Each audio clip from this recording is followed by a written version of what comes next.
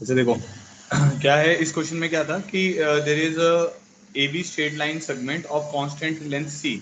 तो मैंने एक ए बी लाइन सेगमेंट बना दी जिसकी कांस्टेंट लेंथ सी है, ठीक है, और रेक्टेंगुलर एक्सिस में वो स्लाइड कर रहा है। स्लाइड करने का मतलब है कि ये ए जो है ये इधर को मूव करेगा तो बी नीचे को आएगा, बी ऊपर को जाएगा तो ए इधर को आएगा। तो उसके कारण ये जो लेंथ, तो जैसे वो नहीं होती लैडर, आप मान लो लैडर आपने दीवार पे लगा रखी है, तो आप लैडर को पीछे को खींचोगे तो उसका जो टॉप वाला एंड होगा वो नीचे को आएगा, तो वो स्लाइड कर रहा है। तो दो परपेंडिकुलर लाइंस के बीच में ये लाइन सेगमेंट स्लाइड कर रहा है, ठीक है। तो स्लाइड करने के कारण क्या होगा, ए और बी मूव करेंगे। लोकस में हमेशा क्या होता है ना, वो पॉइंट मूविंग वाला पॉइंट आता है। मतलब लोकस क्या डेफिनेशन क्या थी, path of a moving point. तो वो पॉइंट जो आता है वो मूविंग आता है, उसी के कारण तो वो एक कर्व ट्रेस करेगा, उसी की इक्वेशन निकालनी रहती है। अब ओ ए पी बी हमें कंप्लीट करना है, where O A P B is a rectangle. तो ओ ए पी बी हमारे पास एक रेक्टेंगल बन गया। तो ओ ए पी बी हमारे पास एक रेक्टेंगल बन गया। हमने पी पॉइंट ऐसे ले लिया, परपेंडिकुलर लाइंस ड्रॉ कर ली और ओ ए पी बी हमने एक रेक्टेंगल बना लिया। Then find the locus of foot of perpendicular drawn from P to A B. तो अब पी से ए बी के ऊपर आपको फुट ऑफ परपेंडिकुलर गिरना है, ठीक है। तो मान लेते हैं आपने यहाँ से फुट ऑफ परपेंडिकुलर गिरा, ठीक है। तो इस पॉइंट को क्यू मान लेते हैं। तो हमें क्यू का लोकस निकालना है, समझ गए सब लोग, ठीक है। तो ये सी लेंथ को हटा देते हैं यहाँ से, तो ये इसको एच कॉमा के मान लेते हैं। तो हमें ये एच कॉमा के का लोकस निकालना है। क्वेश्चन इतना है हमारे पास, ठीक है। तो अब इसको करते हैं इस प्रॉब्लम को। अब यहाँ पे बस एक ही चीज नोन है, बाकी सब अननोन है। तो बाकी आप जो भी एच के और सी में आपका आंसर आना चाहिए, आपका आंसर आना चाहिए एच के लोकस वाला पॉइंट होगा और सी। और जो भी आप चीजें एज्यूम करोगे वो आपको क्वेश्चन सॉल्व करने में तो हेल्प करेंगी, समझ रहे हो सब लोग। तो वो आपको क्वेश्चन सॉल्व करने में तो हेल्प करेंगी, बट आंसर में नहीं आ सकती, ठीक है। तो हमने एक काम करते हैं, सबसे पहले तो इसको मान लेते हैं ए कॉमा जीरो, इसको मान लेते हैं जीरो कॉमा बी। तो ये वाला ऑर्डिनेट क्या आ जाएगा, ए कॉमा बी आ जाएगा, ठीक है। तो बस अब करते हैं इस प्रॉब्लम को। एक रिलेशन हमारे पास ये आ गया कि A square plus B square is equal to C square होगा। डिस्टेंस फॉर्मूले से ये लिख सकते हैं, क्योंकि लेंथ जो है ए बी की वो सी दी हुई है, स्मॉल सी। तो A square plus B square is equal to C square आ गया। नेक्स्ट अब मेरे को ना एच कॉमा के कोऑर्डिनेट्स निकालने हैं, तो ऑब्वियसली इन टर्म्स ऑफ ए और बी आएंगे। तो मैं ए बी की इक्वेशन लिख सकता हूँ, ए बी की इक्वेशन लिख सकते हैं x by a plus y by b is equal to 1। अब समझ रहे हो लोकस वाले पॉइंट को हम एच कॉमा के क्यों मानते हैं, क्योंकि अब मान लो यहीं पे आपने एक्स कॉमा वाई मान लिया होता तो इस लाइन की इक्वेशन भी तो एक्स और वाई की टर्म्स में तो आ रही है, तो फिर कंफ्यूजन होता रहता कौन सा एक्स वाई किसका है, ठीक है। तो x by a plus y by b is equal to 1 आ गया। अब इस इक्वेशन को मैं ऐसे लिख सकता हूँ b x plus a y minus A b is equal to 0, ठीक है। अब मैं उसका फॉर्म शॉर्टकट फॉर्मूला लगा दूंगा, इस लाइन के ऊपर ए कॉमा बी से परपेंडिकुलर ही तो गिरना है हमें, तो हम ऐसे लिख सकते हैं h minus a by b, याद आ रहा है x minus x one by coefficient of x, k minus b by a, k minus b by a is equal to -1, क्योंकि फुट ऑफ परपेंडिकुलर निकालो तो -1 टाइम्स ऑफ ये point इसमें put करते थे, तो a b plus A b minus A B upon coefficient of x के plus y a square plus B square ना, ये टर्म आती है, समझ गए आप लोग। तो अब मेरे पास ये क्या आ गया, ए के बी से ए के बी कट गया, तो आ रहा है minus A B upon A square plus B square. तो एच की वैल्यू आ जाएगी हमारे पास A minus A B square upon A square plus B square. तो ये आएगा A cube upon A square plus B square, क्योंकि A cube plus A B square cut जाएगा। सिमिलरली के मेरे पास आ जाएगा B minus A square B upon A square plus B square. तो के आ जाएगा हमारे पास B cube upon A square plus B square. अब ए स्केयर प्लस बी स्केयर हम जानते हैं, अब बस आपको ए बी को एलिमिनेट करना है। तो A square plus B square is C square, तो एच हमारे पास आ जाएगा ए क्यूब सी स्केयर, ठीक है। और ये आ जाएगा सी स्केयर के is equal to b cube. अब देखो अब एलिमिनेट कर दूंगा मैं, ए मेरे पास आ जाएगा एच सी स्केयर की पावर 1/3, बी मेरे पास आ जाएगा के सी स्केयर की पावर 1/3। तो अब हम जानते ही हैं A square plus B square is equal to C square, दोबारा से और बी की वैल्यू यहाँ पे डाल दो, एच की पावर 2 है ना, तो एच की पावर 2/3, सी की पावर 2/3 की पावर 2 4/3, के की पावर 2/3, सी की पावर 4/3 इज इक्वल टू सी की पावर 2। तो सी की पावर 4/3 उधर ले जाते हैं, तो एच की पावर 2/3, के की पावर 2/3, सी की पावर 2 माइनस 4/3 डिवाइड हो जाएगा ना आगे, इसी की पावर 2/3 आ रहा है, तो हमारा लोकस आ जाएगा x की पावर 2/3, y की पावर 2/3, c की पावर 2/3। तो ये हमारा आंसर है, x की पावर 2/3 प्लस y की power 2/3 is equal to c की पावर 2/3। बताओ भाई।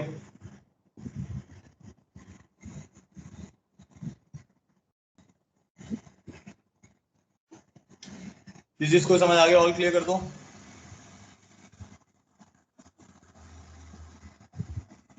कोई भी कंफ्यूजन है तो बताओ।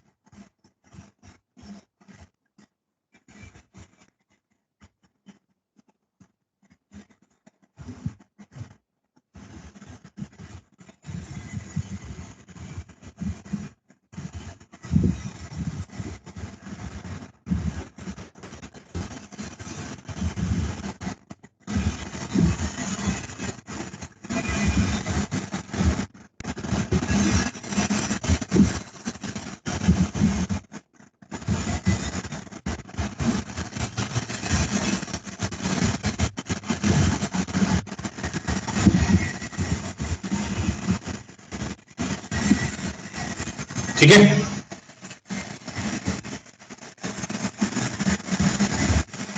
चलो नेक्स्ट आते हैं, नेक्स्ट क्वेश्चन पे आते हैं। तो this was question number 36।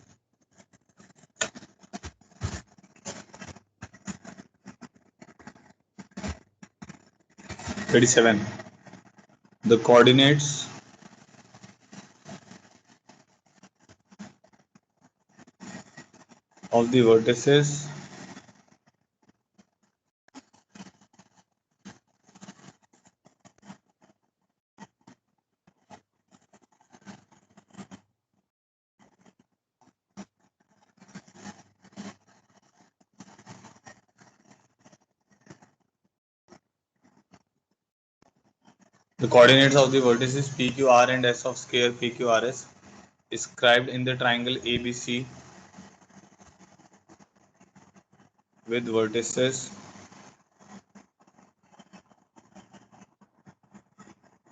A00,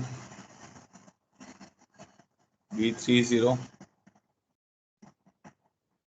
and C2, 1।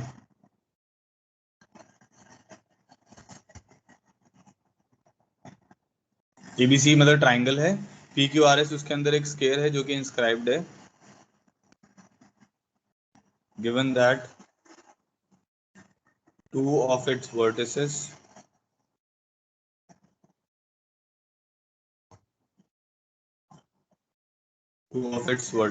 P, Q are on side AB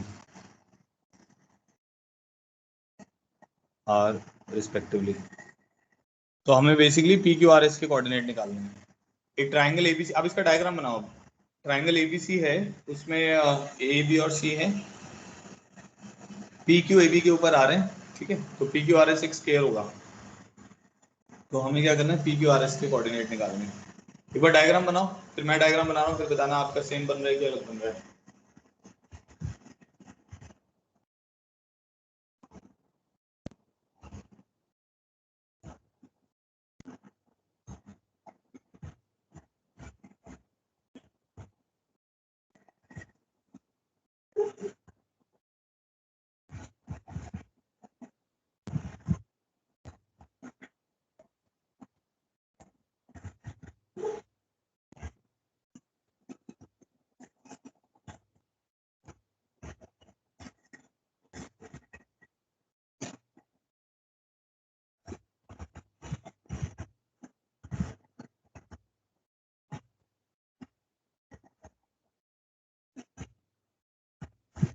नहीं, 3/2 कॉमा हाफ नहीं बेटा।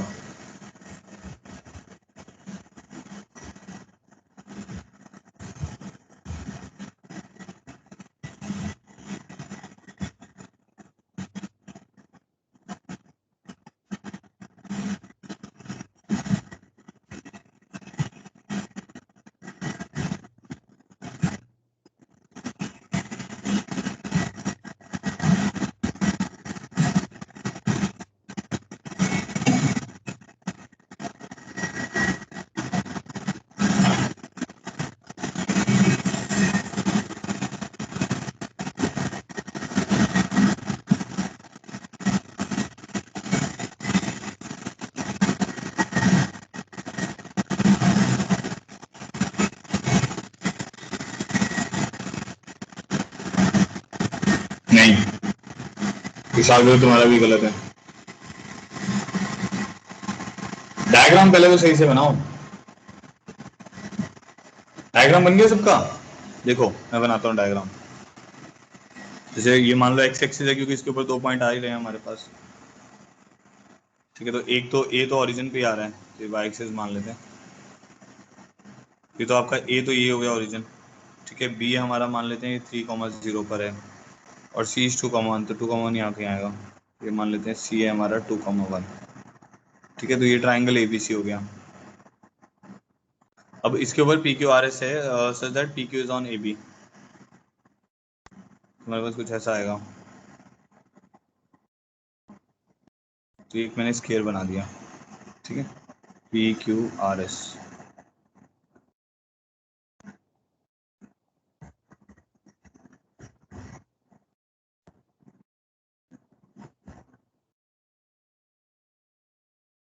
तो इसकी साइड लेंथ, सारी साइड लेंथ क्या होंगी? ए यूनिट्स मान लेते हैं। ठीक है, तो अब P का कोऑर्डिनेट हमें नहीं पता है, तो P के कोऑर्डिनेट को हम मान लेते हैं इसे t,0। तो ये कोऑर्डिनेट क्या हो जाएगा? t प्लस a, 0, क्योंकि x में a यूनिट बड़ा है, y में तो कुछ बड़ा नहीं है। r का कोऑर्डिनेट हो जाएगा t प्लस a, a, क्योंकि ये वर्टिकल लाइन है। ये कोऑर्डिनेट हो जाएगा t, a। बताओ ऐसा डायग्राम किस किसने बनाया है?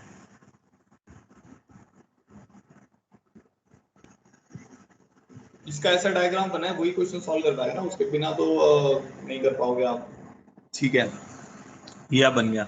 अब हमारा कंसर्न क्या है कि हमें भाई टी और ए मिल जाए, बस टी और ए मिल जाएंगे तो क्वेश्चन खत्म है हमारा। ठीक है, तो टी और ए निकालने के लिए आपके दो वेरिएबल है, दो इक्वेशन चाहिए होंगी। ठीक है, तो एक तो आ जाएगी हमारे पास equation of A C.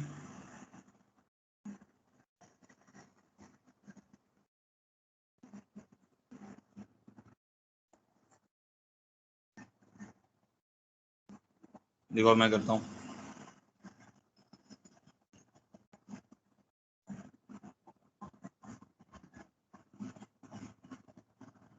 Y slope निकाल लेते हैं पहले, ए सी की स्लोप निकाल लें। तो स्लोप ऑफ ए सी आ जाएगा हमारे पास 1 - 0 और 2 - 0, तो 1/2 है। तो इक्वेशन आ जाएगी Y is equal to half X. ठीक है, Y is equal to M X plus C होगी, क्योंकि ओरिजिन से पास कर रहा है ना, तो y - 0 is equal to half into x - 0 भी बोल सकते हो आप। ठीक है, अब इसके ऊपर कौन सा पॉइंट आ रहा है? T comma A lies on this, तो ए इज इक्वल टू t/2। समझ गए? y की जगह ए आ जाएगा, x की जगह t आ जाएगा, तो t इज इक्वल टू कितना आ जाएगा? 2a। तो t is equal to 2a आ गया। तो एक रिलेशन तो ये आ गया। ऐसे अब हम bc की इक्वेशन निकाल लेते हैं, तो इक्वेशन ऑफ cb। ठीक है, तो स्लोप निकालते हैं। स्लोप कितनी आ जाएगी? 1 - 0, 1 - 0/2 - 3, है ना? तो -1 आ रही है।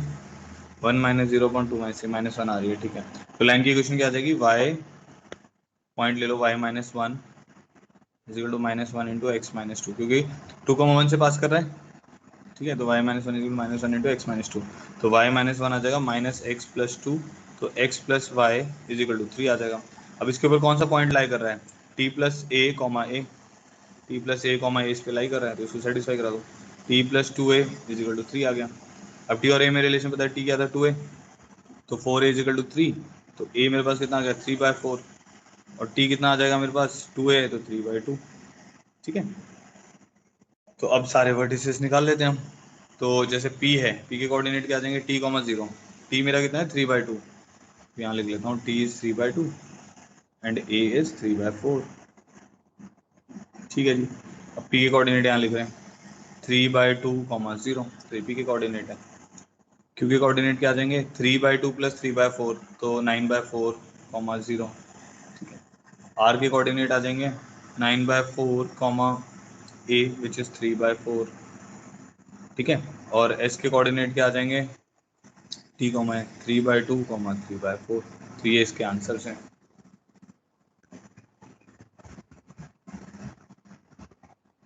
हमने क्या किया? ट्राइंगल सबसे पहले एबीसी बनाया। उसने बोला पी क्यू आर एस, इसके अंदर इंस्क्राइब्ड एक स्क्वायर है, such that P Q is on A B. तो पी और क्यू को मैंने यहाँ पे मान लिया, और उसके कारण मैंने एक स्क्वायर कंप्लीट कर दिया। अब पी का कोऑर्डिनेट मुझे नहीं पता ना क्या होगा, तो उसको t, 0 एज्यूम कर लिया, क्योंकि एक्स एक्सिस पे आ रहा है, और स्क्वायर की साइड को a मान लिया। तो क्यू के कोऑर्डिनेट क्या देंगे? t plus a, 0। अब आर के कोऑर्डिनेट क्या आएंगे, क्यू पे वर्टिकल लाइन पे आ रहा है तो आर के कोऑर्डिनेट आ जाएंगे टी प्लस ए कॉमा ए, और इसके एस के कोऑर्डिनेट क्या आ जाएंगे टी कॉमा ए। ठीक है, तो अब हमारे को क्या पता चल गया, पी क्यू आर एस पता चल गया, एक्स स्क्वायर है हमारे पास पी क्यू आर एस। तो हमने ये कोऑर्डिनेट्स लिख लिए। अब S is on A C and R is on B C. S is on A C तो ए सी की इक्वेशन लिखी, उस पर एस सेटिस्फाई करा दिया, बी सी की इक्वेशन लिखी, उस पर आर सेटिस्फाई करा दिया, ए और टी में दो रिलेशन आ गए, सॉल्व कर लिया।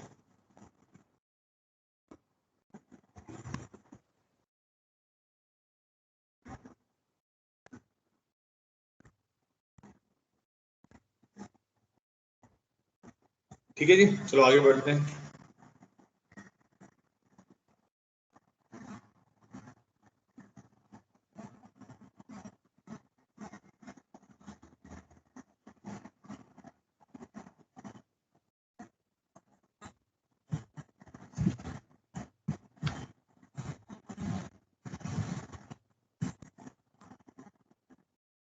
The number of possible straight lines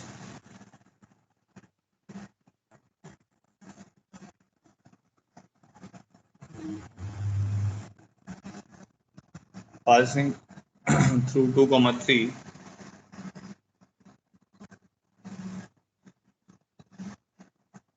and forming triangles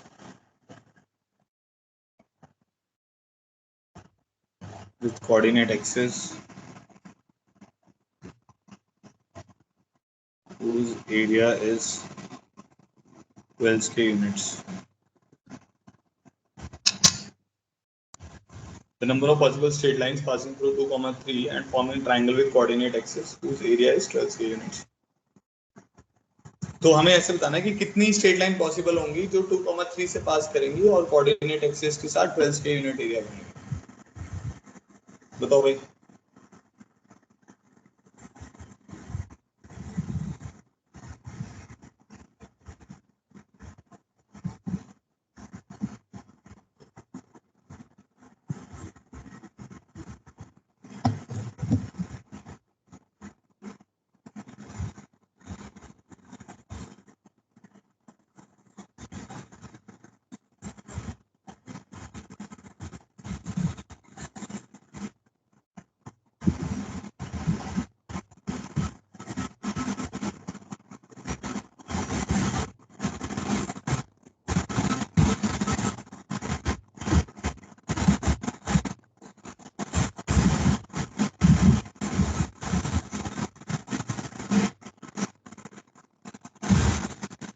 8 answer नहीं है।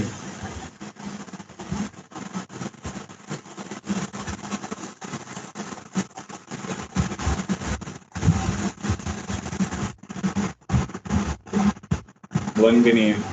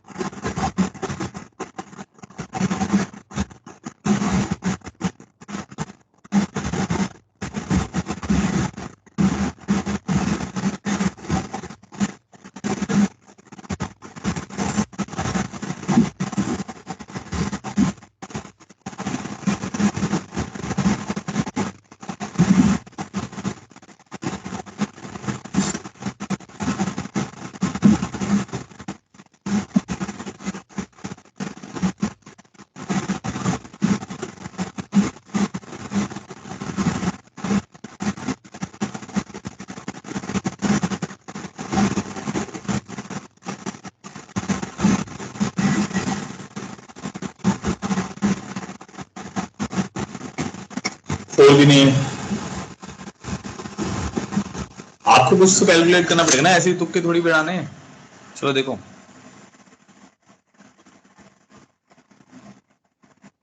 एक पॉइंट है हमारे पास 2, 3, ठीक है, और ये ऐसे कुछ लाइन मान लेते हैं। एक आर्बिट्री मैंने कुछ लाइन मान ली। हमें स्लोप से देखो, हमें क्या करना पड़ेगा, हमें कोई स्लोप माननी पड़ेगी m, ठीक है। उस स्लोप से हमें आइडिया लगेगा कि कितने ऐसे ट्राइंगल पॉसिबल है। ठीक है, अगर आप ऐसे बनाने लग जाओगे, अच्छा इसका 12 हो गया, ऐसे 12 हो गया, ऐसे करके कुछ ऐसा नहीं करना है। तो वो तो फिर आपको लगेगा कि हर क्वाड्रेंट में एक लाइन आ जाएगी, ऐसा नहीं है, समझ गए ना। तो ऐसा नहीं करना है। तो मान लेते हैं स्लोप m है, और स्लोप m जितनी m होंगी, पॉइंट तो फिक्स है आपका, जितनी m पॉसिबल होंगी उतने ट्राइंगल्स बनेंगे। ठीक है, तो लाइन की क्वेश्चन क्या आ जाएगी, y minus three is equal to m times of x minus two. ठीक है, तो हम x इंटरसेप्ट निकाल लेते हैं। तो x इंटरसेप्ट कैसे आएगा, y को जीरो पुट करके आता है, आपको पता होगा। तो x इंटरसेप्ट y को जीरो पुट करोगे तो आ जाएगा two minus three by m. Y intercept कैसे आएगा, x को जीरो पुट करके, तो आ जाएगा थ्री माइनस टू एम। ठीक है, तो x इंटरसेप्ट y इंटरसेप्ट आ गया। अब देखो x इंटरसेप्ट पॉजिटिव भी हो सकता है, नेगेटिव भी हो सकता है, बट एरिया तो मॉड लेकर ही आ जाएगा ना। आप समझ रहे हो ना, एरिया मतलब कहने का मतलब है कि जैसे मान लो यहाँ पर आपके पास ये इंटरसेप्ट 4 आ जाए और ये इंटरसेप्ट 6 आ जाए, तो एरिया 12 हो जाएगा, हाफ इंटू 4 इंटू 6। ठीक है, सिमिलरली इधर माइनस 4 आ जाए और इधर 6 आ जाए, तब भी तो एरिया 12 हो जाएगा। तो उससे इंटरसेप्ट पॉजिटिव नेगेटिव से कुछ फर्क नहीं पड़ेगा। ठीक है, तो हम क्या करेंगे, एरिया निकालने के लिए हाफ इंटू एक्स इंटरसेप्ट, ये तो एरिया है, कोऑर्डिनेट एक्सिस के साथ एरिया बोला हुआ है ना उसने, two minus mod of three minus M, three minus two M का mod, this should be equal to 12। ऐसा हो गया हमारे पास। ठीक है, तो अब इसको सॉल्व करते हैं। तो हमारे पास आ जाएगा two m minus three into three minus two m, mod हटाएंगे तो आ जाएगा प्लस माइनस 24 एम। ठीक है, तो ये question okay, two m minus three और, ठीक है ऐसी बन रही है, तो ये आ जाएगा हमारे पास four M square minus two to the fourth 12 M plus nine with negative sign, तो नेगेटिव प्लस माइनस 24 एम। तो दो ही क्वेश्चन आ रही है। एक ही क्वेश्चन क्या आ रही है हमारे पास, फोर एम स्क्र प्लस 24 लोगे तो minus 36 m plus nine is equal to zero. और एक ही क्वेश्चन आ रही है फोर एम स्क्र, जब आप यहाँ पे माइनस लेंगे तो प्लस हो जाएगा, plus 12 M plus nine is equal to zero. ठीक है, तो ये दो ही क्वेश्चन आ रही है। अच्छा, इसके अगर हम रूट देखें तो इसका डी कितना आ रहा है, 36 स्क्र माइनस फोर फोर जो 16 इंटू नाइन, तो 36 इंटू 32। इसका डी पॉजिटिव आ रहा है, मतलब यहाँ पे एम के दो रूट आ जाएंगे, M1 और M2। ठीक है, इसका डी कितना आ रहा है, 144 minus 16 into nine which is zero. तो इसका एक ही आ रहा है, ये 2m प्लस थ्री है ना, तो m is equal to minus three by two आ रहा है। तो कितने m पॉसिबल हो गए, तीन m पॉसिबल है, और m equal to minus three by two यहाँ तो नहीं है ना, अलग अलग m है, तो तीन m है, इसलिए कितने ट्राइंगल बनेंगे, तीन ट्राइंगल्स बनेंगे। So answer is three.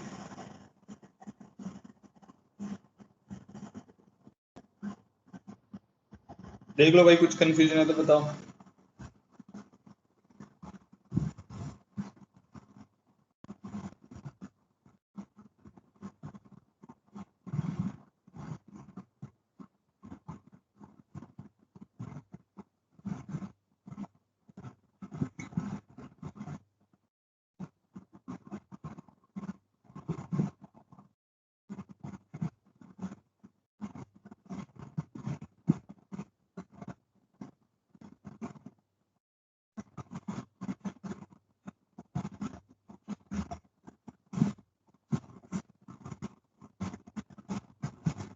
ठीक है, चलो आगे बढ़ते हैं। Next problem 39।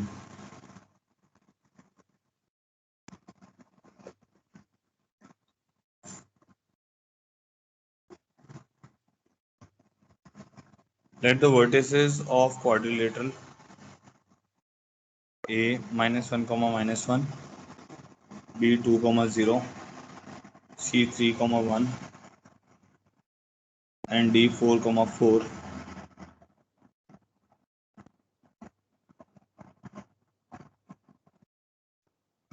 if algebraic sum of perpendicular from the vertices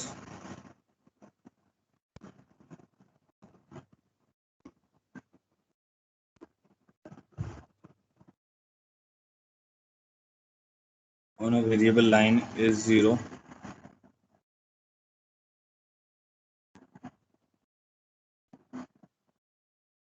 then this line will pass through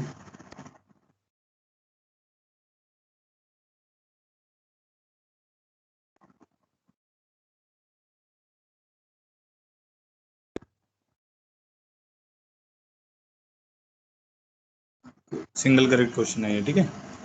तो सिंगल एससीक्यू कहने का मतलब है एक ही ऑप्शन है इसमें, एक ही ऑप्शन करेक्ट है चारों में से, सिंगल करेक्ट क्वेश्चन, ठीक है। अच्छा, तो ये ना एक स्पेसिफिक सा प्रॉब्लम है, मैं बता रहा हूँ रुको। तो अपने पास एक कोऑर्डिनेटर है ABCD,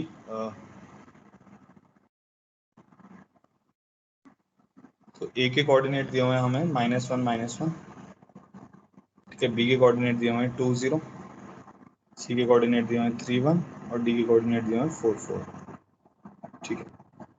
अब कह रहे हैं एक लाइन है जो पास कर रही है such that algebraic sum of perpendicular from the vertices on this variable line is 0। तो देयर इज अ लाइन, मान लेते हैं एक लाइन है, हमें नहीं पता वो कहाँ पे आएगी, अभी ऐसे आर्बिट्रेरी मैंने बना दी, ax plus b y plus c equal to 0, ठीक है। अब इस पे ना एल्जेब्रिक सम कहने का क्या मतलब होता है कि आपको ना मॉडुलस नहीं लेना है। एल्जेब्रिक सम कहने का मतलब है कि आपको जो सम है, जो डिस्टेंस का जो फॉर्मूला है वो विदाउट मॉडुलस लेना है, उसके साथ साइन कंसीडर करना है, ठीक है। तो एल्जेब्रिक सम कहने का बस इतना मतलब है, ठीक है। तो वो पॉजिटिव लेना है नेगेटिव लेना है ये नहीं सोचना है, आपको मॉडुलस नहीं लेना है, बस आपको डायरेक्ट जो इक्वेशन दी जाएगी उस पे परपेंडिकुलर डिस्टेंस का फॉर्मूला देना है विदाउट मॉडुलस। जनरली हम जब लेंथ निकालते हैं तो मॉडुलस ले लेते हैं ना, तो इसमें ऐसा नहीं करना है। तो हमने क्या किया, यहाँ से इसके ऊपर परपेंडिकुलर गिर दिया, यहाँ से इसके ऊपर परपेंडिकुलर गिर दिया, यहाँ से इसके ऊपर परपेंडिकुलर गिर दिया, यहाँ से इसके ऊपर परपेंडिकुलर गिर दिया। तो ये जो चार परपेंडिकुलर आपने घेरे, इनका जो एल्जेब्रिक सम है वो 0 के बराबर अगर है तो ये लाइन एक फिक्स्ड पॉइंट से पास करेगी और वो फिक्स पॉइंट हमें निकालना है, ठीक है। तो मैं ऐसा करता हूँ, इसको इन एक जनरल क्वेश्चन बना लेते हैं, इसको मैं मान लेता हूँ x1 y1, ठीक है। इसको मैं मान लेता हूँ x2 y2, क्योंकि वो जो लाइन है ना वो हमेशा एक फिक्स पॉइंट से पास करती है, वो फिक्स पॉइंट भी बताऊंगा अभी आपको। तो करते हैं, तो अब डायरेक्टली अगर मैं D1, ये मेरा डिस्टेंस 1 हो गया, ये मेरा डिस्टेंस 2 हो गया, ये मेरा डिस्टेंस 3 हो गया, परपेंडिकुलर डिस्टेंस ये डिस्टेंस 4 हो गया। तो I want to do D1 plus D2 plus D3 plus D4 equal to 0।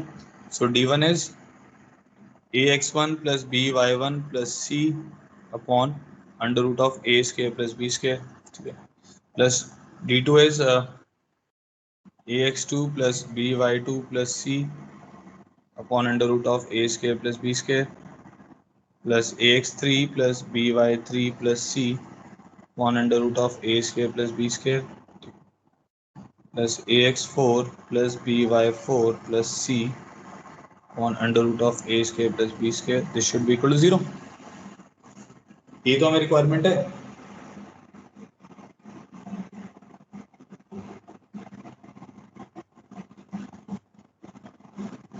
ठीक है। अब इन सबको जब हम ऐड करेंगे तो हमारे पास क्या आ जाएगा, a times of x1 plus x2 plus x3 plus x4 plus b times of y1 plus y2 plus y3 plus y4 plus 4c is equal to 0। C चार बार ऐड करोगे तो कितना आ जाएगा, 4c आ जाएगा। अंडर रूट ए square plus b square को 0 में भेज दिया, 4 से डिवाइड कर दो इसको, क्योंकि हमारी लाइन क्या थी अगर आपको याद हो, हमारी लाइन थी ax plus b y plus c equal to 0। So ये लाइन आ जाएगी a times of x1 plus x2 plus x3 plus x4 by 4 plus b times of y1 plus y2 plus y3 plus y4 by 4 plus c is equal to 0। अब मान लो 5 point होते हैं, तब क्या होता है, एक d5 और आ जाता, तो क्या होता ax5 plus by5 plus c divided by under root a square plus b square आ जाता। तो उसमें क्या बनता फिर, जिसका स्क्रीन लैग हो रहा है बेटा जस्ट वेट फॉर 2-3 मिनट्स, वो ठीक हो जाएगा। तो a टाइम्स ऑफ उसमें आ जाता है x1 plus x2 plus x3 plus x4 plus x5 by 5, y1 plus y2 plus y3 plus y4 plus y5 by 5 आ जाता, ठीक है। तो होता क्या है कि जब भी आप एल्जेब्रिक सम को जीरो करते हो तो वो जो लाइन होती है वो उसके सेंट्रोइड से पास करती है उस कर्व पे, उसको आप सेंटर भी बोल सकते हो। तो सेंट्रोइड के कोऑर्डिनेट तो पता है ना, ट्राइंगल में क्या होते थे, x1 plus x2 plus x3 by 3, comma y1 plus y2 plus y3 by 3। Quadrilateral में क्या होंगे, x1 plus x2 plus x3 plus x4 by 4, ठीक है। पेंटागन में क्या होंगे, x1 plus x2 plus x3 plus x4 plus x5 by 5 and so on, ठीक है। क्लियर हो गया सबको। तो यहाँ से हमें ये समझ आ गया, इसीलिए मैंने x1 x2 लिए थे, ताकि आपको ये समझ आ जाए कि वो उसके सेंट्रोइड से पास होगा। तो इसका जो वो जो लाइन है, ये लाइन फिक्स कौन से फिक्स पॉइंट से पास करेगी, centre slash centroid of the curve of the figure भी बोल सकते हो आप। फिगर बोलना चाहिए ना, क्लोज फिगर्स बनेंगे। ठीक है, तो इसमें कितना आ जाएगा, -1 और 2 कितना हो गया हमारे पास, 1 + 3 4 + 4 8, 8/4 2 बाय 4 करना है, इसमें बाय 3 मत कर देना। 4 इसने उसने इसलिए भी ये दिया हुआ है कि कुछ बच्चे ऐसे भी हो सकते हैं ना सेंट्रोइड के फॉर्मूले में बाय 3 कर दें ट्राइंगल के लिए, बट तो कोऑर्डिनेटर है। तो -1 1 4/4 is 1, 2, 1 is the answer, so b is the answer. All clear करो भाई सब लोग, किसी को कुछ कंफ्यूजन है तो बताओ।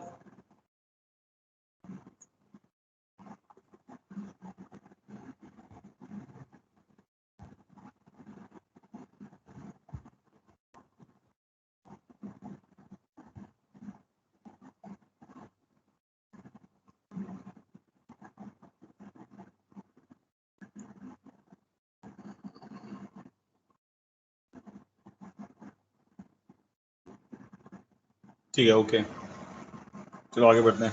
Problem 40,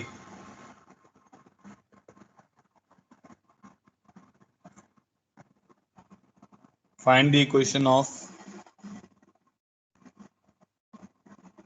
sides of an isosceles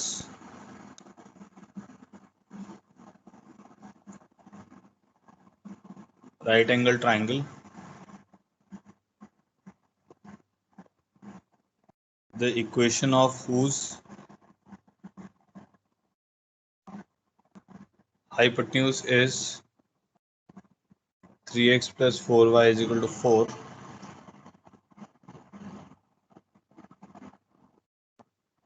and the opposite vertex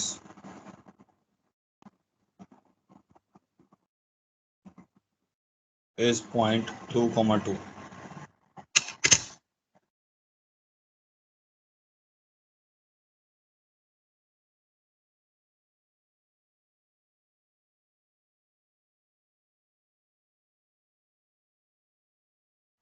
एक बार डायग्राम बनाओ और सोचो क्या करना है, और वो बताओ मुझे, सॉल्व नहीं करना है आपको, ठीक है, आपको ये बताना है क्या कंसेप्ट क्या लगेगा, कंसेप्ट बताना है, इसको क्वेश्चन को कैसे सॉल्व करेंगे, सोल्यूशन नहीं बताना है।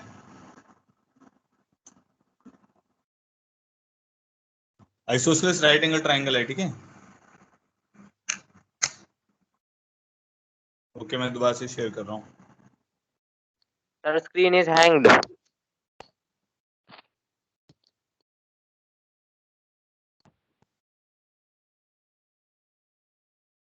अब देखो, अब ठीक है, मैंने दोबारा से शेयर किए। Yeah.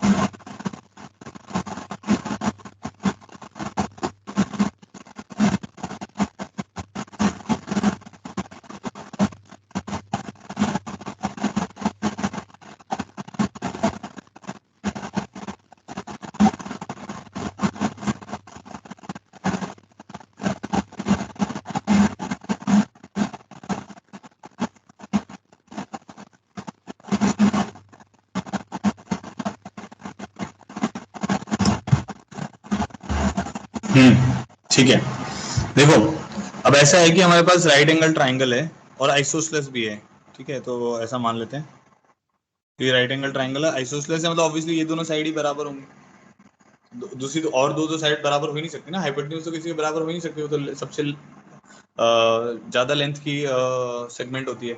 तो अब ये वाली जो लाइन है, इसकी क्वेश्चन दी हुई है 3x + 4y = 4 हाइपोटेन्यूज की, ठीक है, The opposite vertex is 2,2. Obviously 2,2 is not on the hypotenuse, तो इसलिए वो vertex है।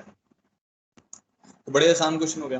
अब आपको पता है कि भाई ये दोनों आइसोसेलेस हैं, तो इसलिए ये एंगल और ये एंगल बराबर हो जाएंगे, तो ये भी 45 हो जाएगा, ये भी 45 हो जाएगा, और ये 90 है, तो किसी एक की स्लोप आगे दूसरे की उसकी क्या होगी, परपेंडिकुलर होगी, वैसे भी सोच सकते हैं। तो हम क्या कर सकते हैं, अब मेरे को पता है स्लोप ही चाहिए बेटा, स्लोप ही तो चाहिए, क्वेश्चन खत्म है भाई। पॉइंट पता है, अगर आपको इस लाइन की क्वेश्चन चाहिए L1 की और L2 की जो साइड्स हैं, तो स्लोप चाहिए हमें। तो इस लाइन की स्लोप पता है आपको, -3/4 is the slope of this line. So आप जानते हो कि भाई अब एक लाइन उससे अब -3/4 से दो लाइन 45 एंगल बना रही है, एक +45 बनाएगी, एक -45 बनाएगी, तो कौन सा फॉर्मूला यूज करेंगे, m1 = m - tan alpha upon 1 + m tan alpha, और m2 = m + tan alpha upon 1 - m tan alpha.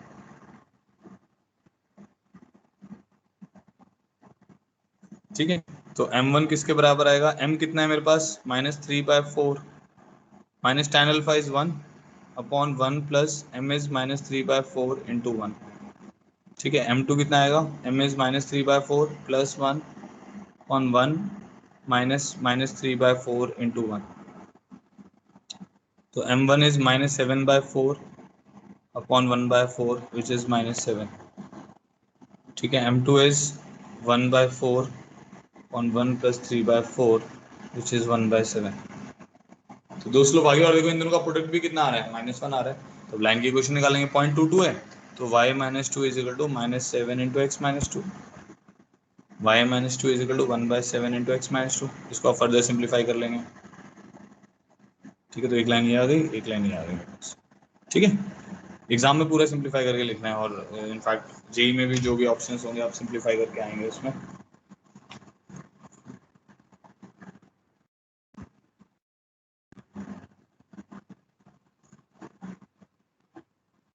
ठीक है, आगे बढ़ते हैं। इजी क्वेश्चन था, इसमें कुछ ज़्यादा है नहीं। Next problem 41। कोऑर्डिनेट ज्योमेट्री में थोड़ा आपको डायग्राम बनाना पड़ेगा, मतलब हर क्वेश्चन में डायग्राम आप बनाइए, तो चाहे प्रिसाइजली बनाइए चाहे प्रिसाइजली मत बनाइए, बट उससे आपको हेल्प बहुत मिलेगी क्वेश्चन करने में। A ray traveling along the line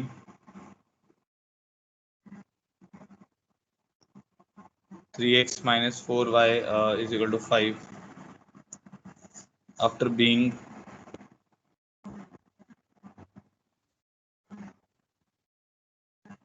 reflected from a line L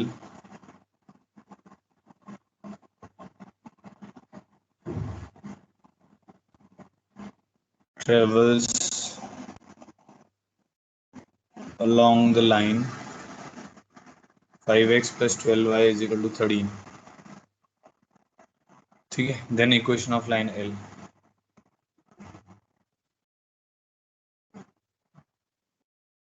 diagram बनाओ एक बार इसका, फिर बताओ कैसे करना है, कंसेप्ट बताना है, क्वेश्चन मेरे को सॉल्व करके नहीं बताना है आपको, आपको बस बताना है कि क्या कंसेप्ट लगेगा।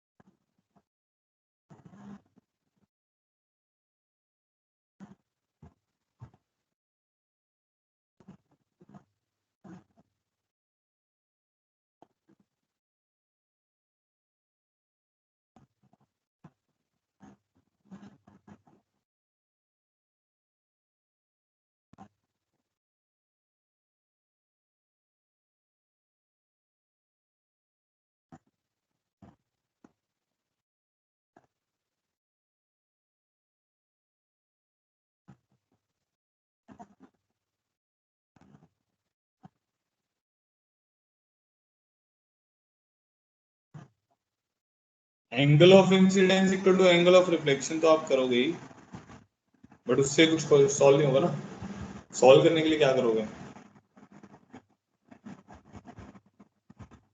इसके बाद ये तो आपको पता ही होना चाहिए, ये तो एंगल ऑफ, ये तो लॉ ऑफ रिफ्लेक्शन है ना, इसके बाद आपको क्या करना है,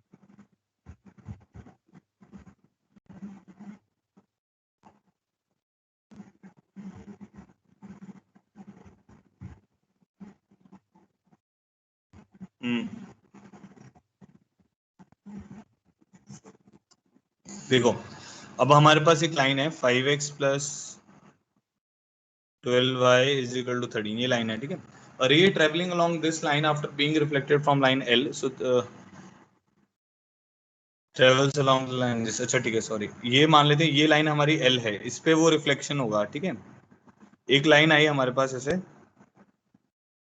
इसकी इक्वेशन है 3x minus 4y is equal to 5। This line after being reflected from a line L travels along this line. So this line is 5x plus 12y is equal to 13. Because line never ending होती है तो ये इधर को भी जा सकती है, ऐसे ऐसा भी हो सकता है, ये लाइन इधर आई और इधर से रिफ्लेक्ट हो गई, समझ गए ऐसा।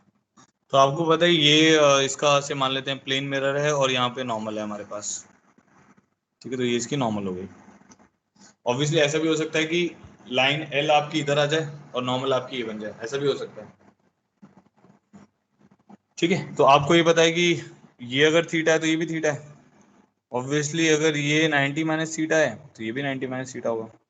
तो आपको समझ आ रहा है, एल और एन जो होंगे, या ये अगर एल होगा तो ये एन होगा, तो एल और एन की जो इक्वेशंस हैं वो आपके एंगल बाइसेक्टर हो गई। एल और एन की जो इक्वेशन, जिसको स्क्रीन लैग हो रही है बेटा सुनते रहो, थोड़ी देर में आ जाएगी, वो थोड़ा इंटरनेट का इशू है, हो सकता है आपके एंड पे हो, मेरे एंड पे एकदम क्लियर है, मैं दो जगह चला रहा हूँ ना स्क्रीन को।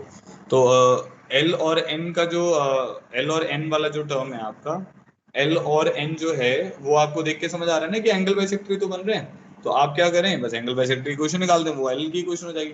तो अब यहाँ पे एक्यूट ऑब्ट्यूज तो हमें नहीं चाहिए, तो डायरेक्ट निकाल लेंगे, -5 divided by under root of a square plus b square which is 5 is equal to plus minus 5x plus 12y minus 13 divided by 13। ये दो इक्वेशन हमारी एल की इक्वेशन हो जाएंगी, सॉल्व कर लेना आप। तो कंसेप्ट ऑफ एंगल बाइसेक्टर लगेगा, जैसे विधि ने बताया, एकदम सही बताया उसने। बाकी लोगों को क्लियर हुआ?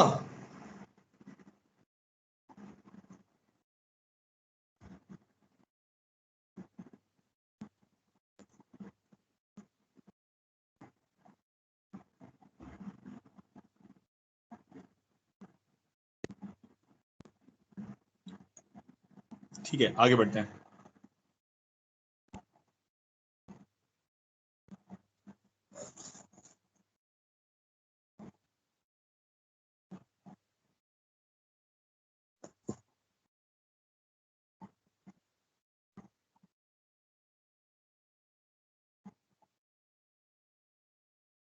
In triangle ABC vertex A is 1, 2.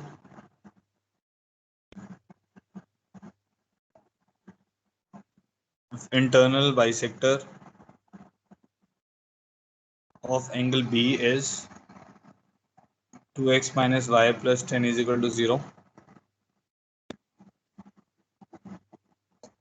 and perpendicular bisector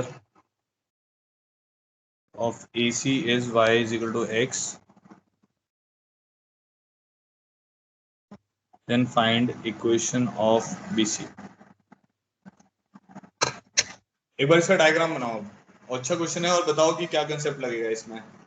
सोचना है बस, इसको ना सॉल्व नहीं करना है। 2 मिनट ले लो जल्दी से,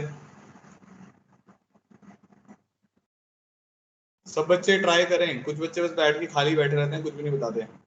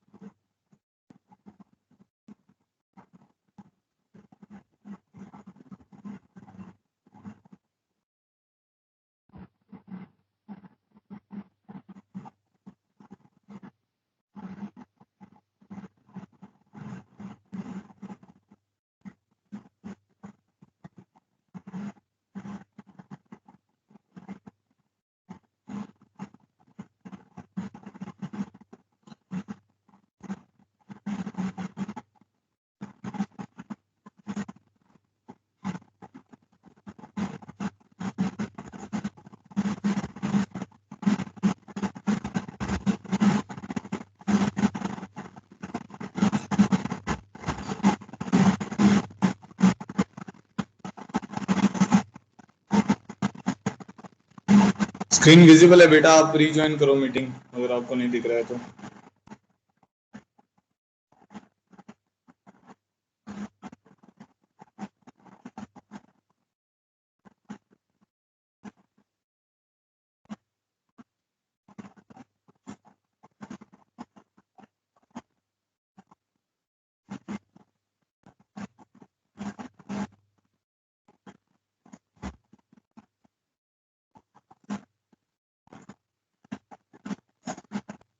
बी के कोऑर्डिनेट कैसे निकलेंगे?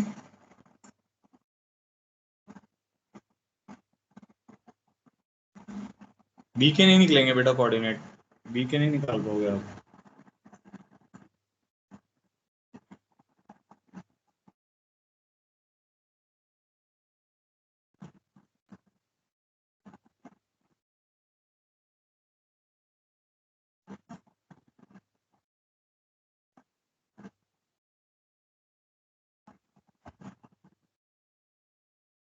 नहीं, बी के नहीं निकलेंगे कोऑर्डिनेट, बता तो रहा हूं मैं।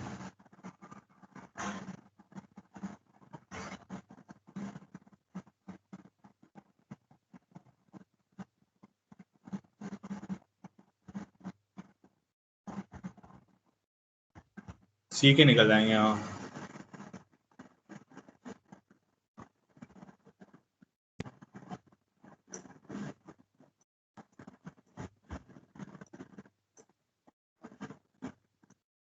एसी की स्लोप तो 1 है।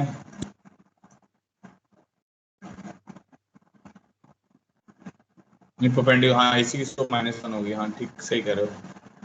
नहीं सी के कोऑर्डिनेट निकल जाएंगे, ठीक है वो तो क्लियर हो गया, सी के कोऑर्डिनेट आ गए। अब एक और कोऑर्डिनेट चाहिए था कि आपको बीसी की क्वेश्चन मिल जाए या बीसी की स्लोप मिल जाए। हाँ हाँ सही है सही है, सी के कोऑर्डिनेट आ जाएंगे, वो परपेंडिकुलर बाइसेक्टर ऑफ एसी है ना इसीलिए।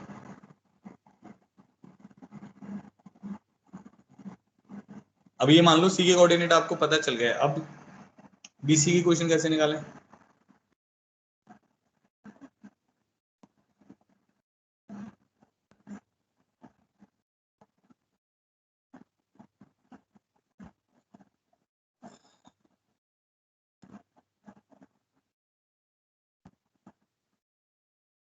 डायग्राम बनाया आप लोगों ने?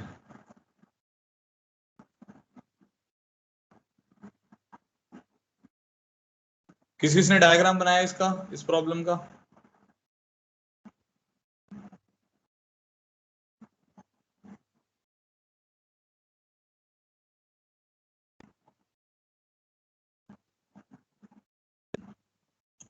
देखो इसका डायग्राम कुछ ऐसा बनेगा, मतलब प्रिसाइजली नहीं बना रहे हैं, बस एबीसी बना रहे हैं हम तो।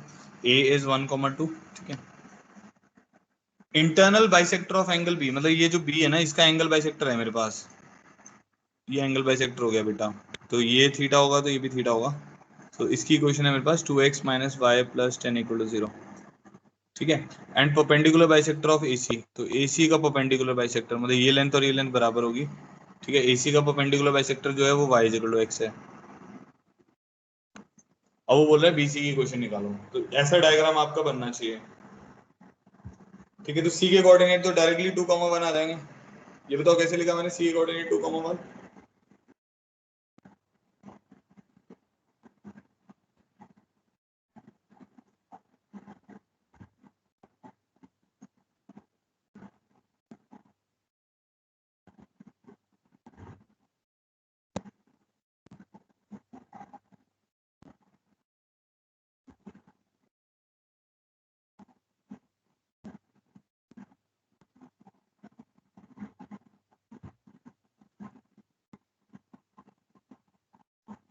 y = x के अबाउट इमेज ले लिया उसका, परपेंडिकुलर बाइसेक्टर है ना बेटा, तो मतलब बाइसेक्ट भी कर रहा है और परपेंडिकुलर भी, तो ए का इमेज सी तो होगा, इमेज ले लिया, ठीक है। तो ए का इमेज सी होगा, तो y = x के अबाउट इसका इमेज कितना आ जाएगा, 2,1 आ जाएगा।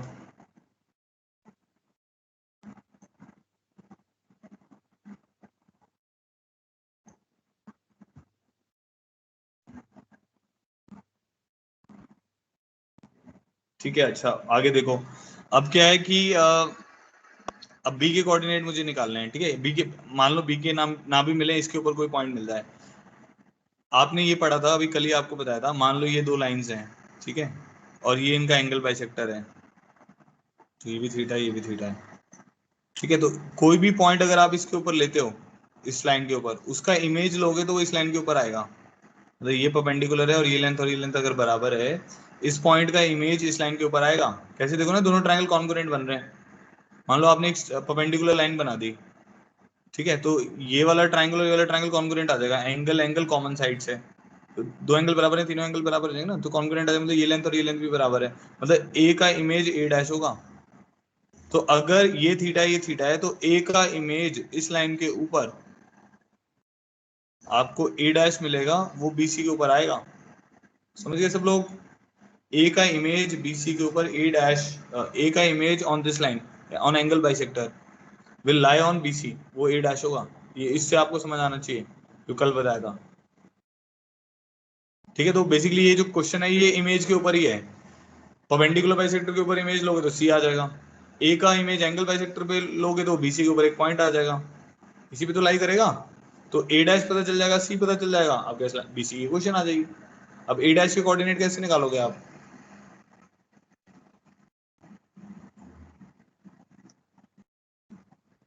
इसको ना उठा के ऐसे रख देते हैं,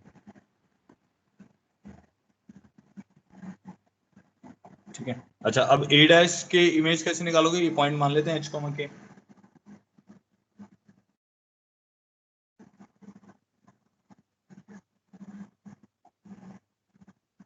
तो आ जाएगा H minus one divided by two, K minus two divided by minus one is equal to minus two times of, ये पॉइंट इसमें जाएगा, two minus two plus 10 by 5,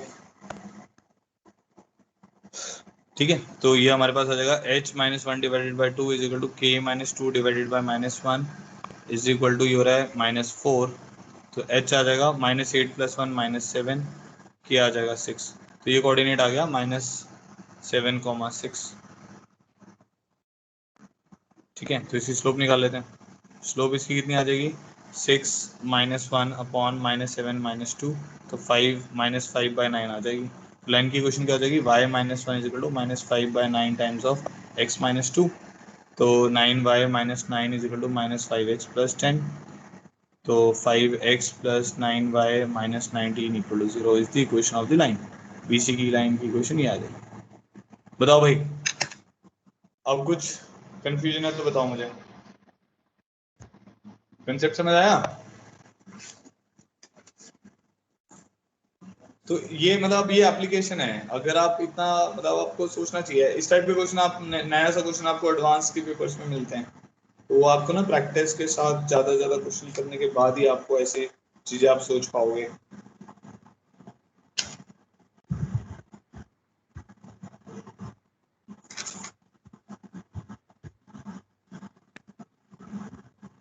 आगे बढ़े, हो गए सबके यहाँ तक? सब जिन जिन को क्लियर हो गया ऑल क्लियर करो एक बार।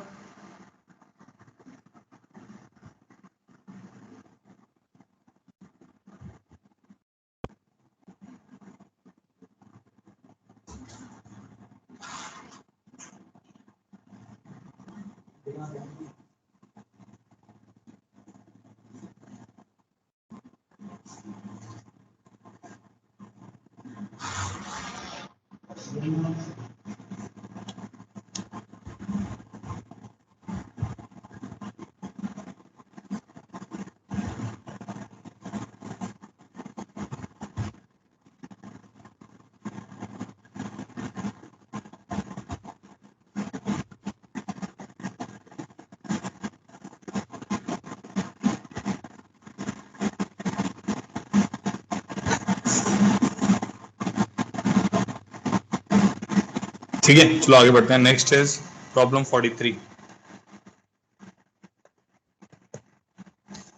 तो इस प्रॉब्लम में इफ, इजी प्रॉब्लम है ये, देखते हैं कौन करता है। a by root B c minus two is equal to root of b by c plus root of c by b, where a b c is greater than 0, then family of lines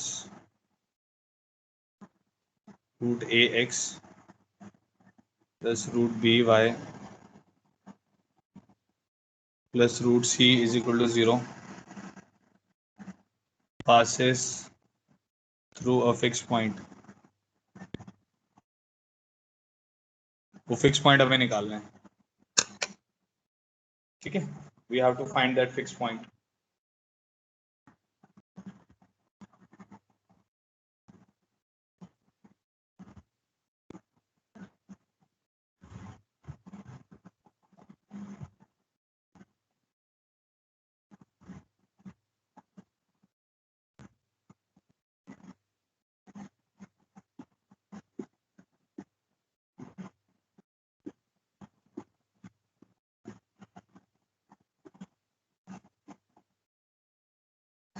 इसका कुछ use आएगा?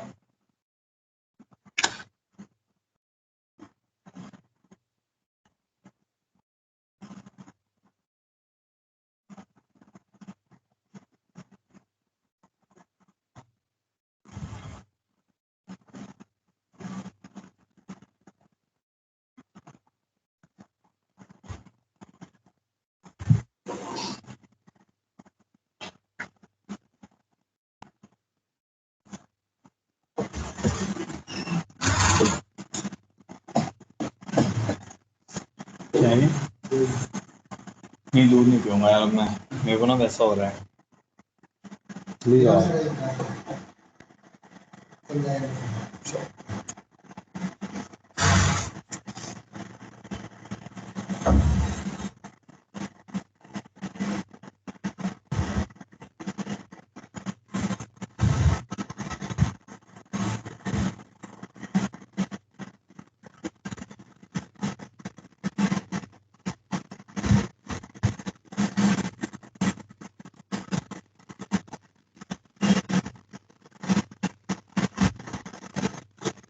बताओ भाई, answer बताओ इसका.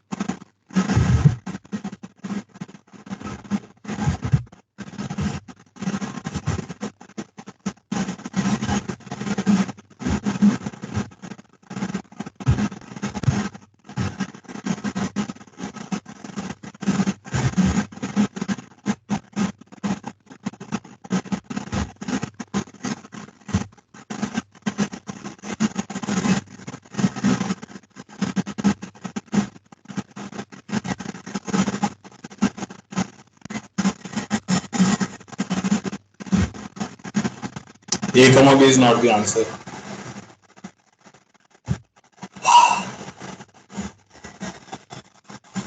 Sir, -1, 1. -1, 1 is the answer one.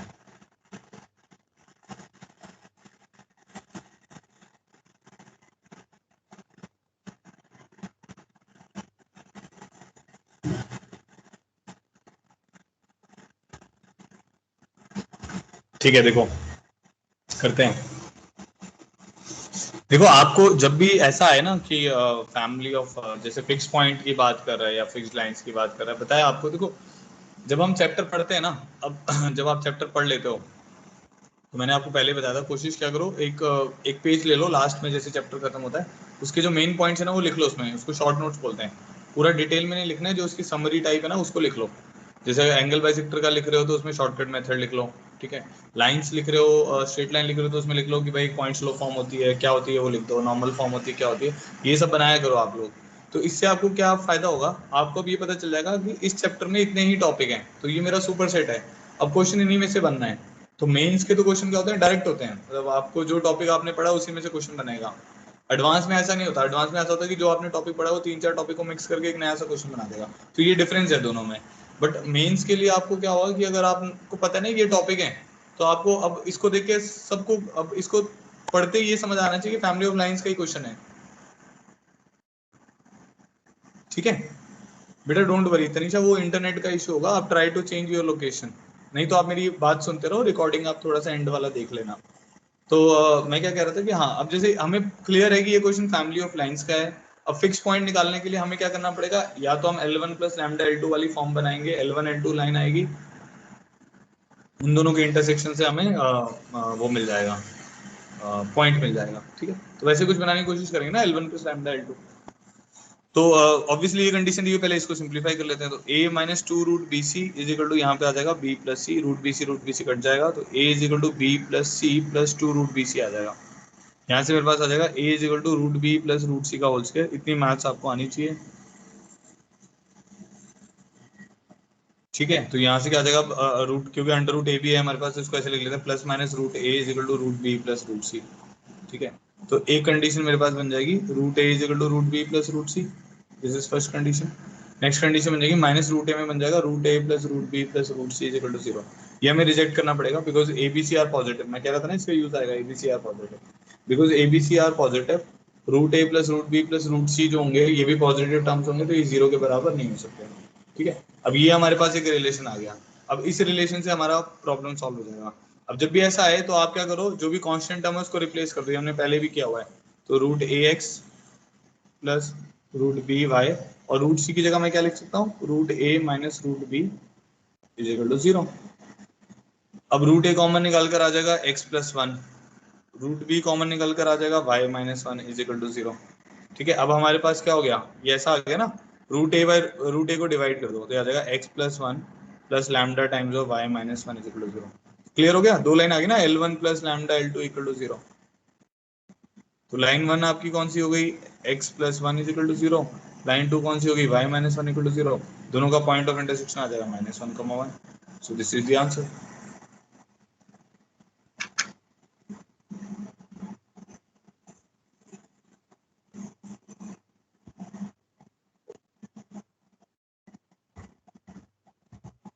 बताओ भाई, समझ आ गया सबको?